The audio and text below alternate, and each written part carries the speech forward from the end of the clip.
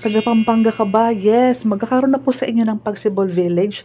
Meron kami sa Cavite, sa Bulacan at sa Rizal. And now po, yes, nasa Magalang, Pampanga po. Ito po yung trending duplex house na may 2 parking na walang down payment. Tara, house tour muna tayo. Semi-complete painted walls, covered kitchen area, madaming bintana kaya maaliwalas, maliwanag, tipid kuryente sa maghapon. Yes po, covered kitchen area, may roofing na po talaga yan. At mas pinalaking full toilet and bath, kasama lahat ng fixtures, ang roofing may heat insulator na. Excess lot ang kailangan mo, ayan. From here, sa may guhit na yan, hanggang doon sa may gutter, ayan po. Provision for 2 parking area po yan. At may space ka pa sa gilid ng bahay sa harapan.